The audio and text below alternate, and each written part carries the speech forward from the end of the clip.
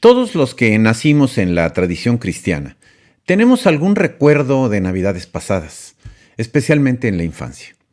Para muchos el tiempo hace que las preguntas vayan cambiando. Para otros, en cambio, las preguntas son las mismas, pero las respuestas tienden a ser diferentes. En esto de hacer camino al andar, a veces llega el momento adecuado de explorar un poco más allá del Jesús de Nazaret dentro del marco religioso, abriéndose la oportunidad de una búsqueda personal que trata de cruzar el umbral de lo divino por imposición a lo humano por necesidad. Jesús es ante todo un personaje histórico real, hasta donde alcanzan las miradas de la arqueología y de la historia.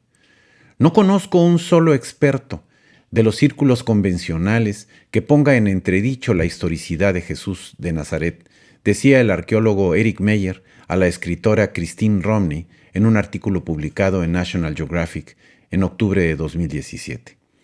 Los detalles se debaten hace siglos, dice ella, pero nadie mínimamente serio pone en duda que haya sido un personaje histórico. Las narraciones del Nuevo Testamento y otros muchos testimonios nos dicen que fue un ser humano extraordinario. Nombrado Mesías por muchos, palabra compleja y cambiante a través del tiempo, que combina los atributos del mensajero ungido y enviado por Dios y Salvador. Pero especialmente, figura polémica y exponente por excelencia de la inconformidad del espíritu humano, de su capacidad para preguntarse y crear imágenes más elevadas y completas de la búsqueda humana en el breve tiempo de su existencia. Hay quienes lo definen como el símbolo ético por excelencia, el vértice desde el que por más de 2 milenios se han identificado y justificado algunas de las cualidades y conductas más virtuosas de lo que tenemos por humano, pero también algunas de las más reprobables y deshumanizantes. Jesús de Nazaret ha sido el referente fundamental en la vida de millones de personas por más de 2000 años. En su nombre, la humanidad se ha hecho más humana y al mismo tiempo menos humana. Por un lado, incontables actos de bondad, amor, renuncia personal y compromiso con la verdad, con muestras profundas de solidaridad hacia los semejantes, especialmente hacia los menos favorecidos.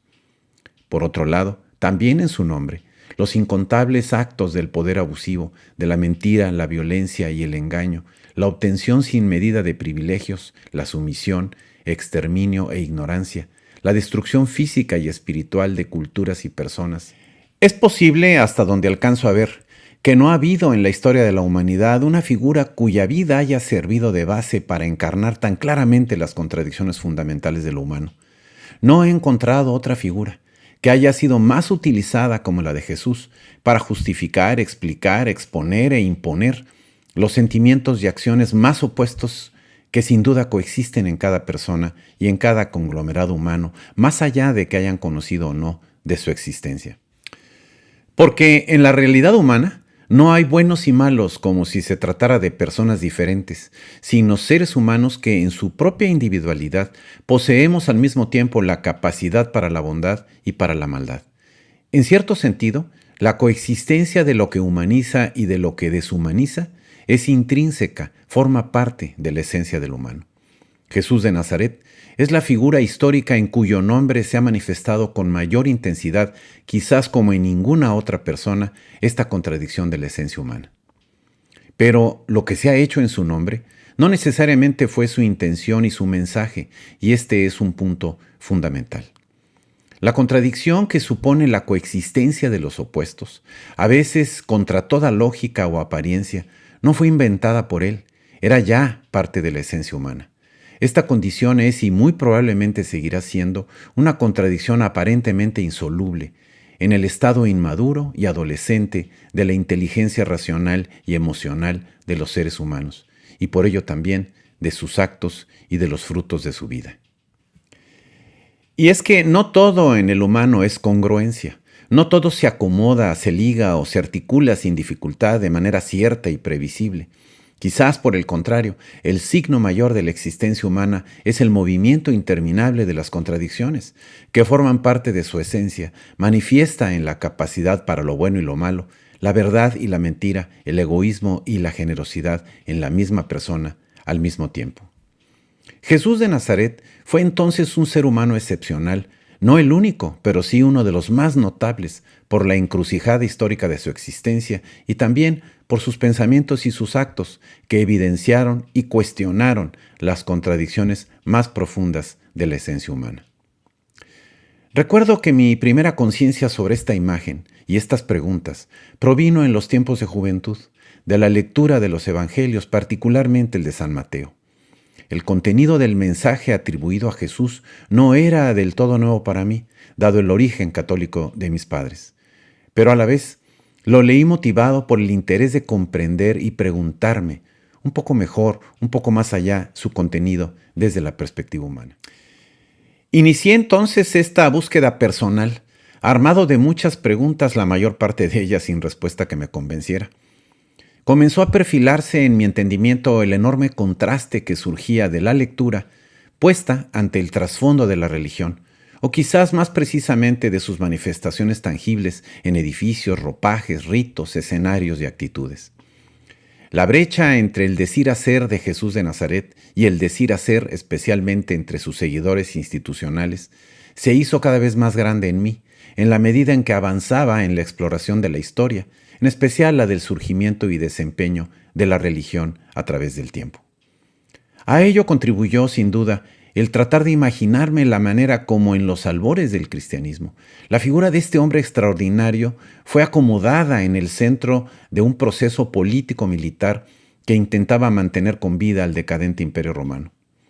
La inteligencia del poder y el control a través del miedo propiciaron la creación y desarrollo de la organización política más exitosa que ha conocido la humanidad.